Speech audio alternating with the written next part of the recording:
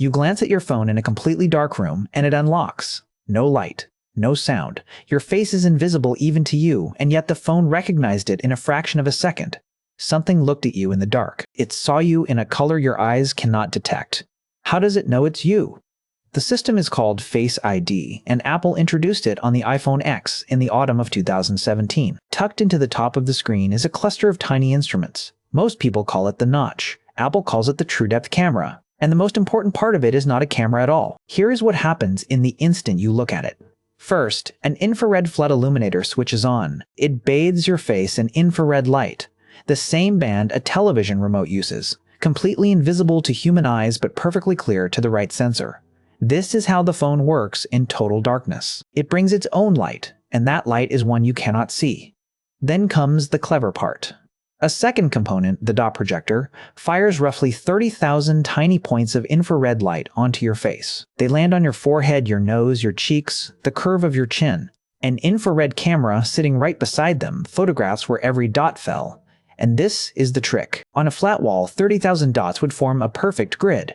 On a face, they don't. The dots on the tip of your nose sit closer to the camera than the dots in your eye sockets.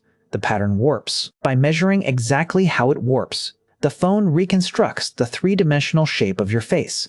A depth map precise down to fractions of a millimeter. That map is handed to a dedicated chip that compares it against the model stored when you first set up the phone. And here is a detail worth knowing.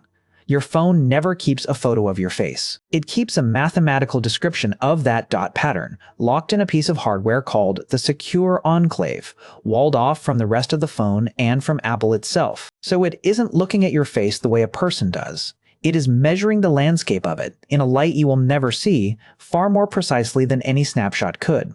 Which raises a strange question. If this system works flawlessly in pitch darkness, why does it sometimes fail in bright sunlight, the one condition where seeing should be easiest? Because the sun is a furnace of infrared. That warmth you feel on your skin on a summer day is infrared radiation, pouring down in enormous quantities. And here is the problem for Face ID. The phone is trying to spot its own faint pattern of 30,000 dots. But direct sunlight floods the infrared camera with so much competing infrared that the dots can drown in it, like pointing a small laser at the surface of the sun and asking someone to find the spot. Apple actually engineered against this. The dot projector uses infrared at a wavelength near 900 nanometers, and that number is not an accident. The sun's infrared has a natural dip right around there, because water vapor high in the atmosphere absorbs that exact band before it reaches the ground. Apple aimed for the quietest part of the sky, but quieter is not silent. Stand in harsh, direct summer sun, and enough infrared still gets through to overwhelm the sensor. Certain sunglasses make it worse. Some of them block infrared entirely, hiding your face from the very light the phone is depending on. So the machine that sees you perfectly in the dark is the same machine that can be blinded by a sunny afternoon. Think about that the next time your phone unlocks itself in a dark bedroom.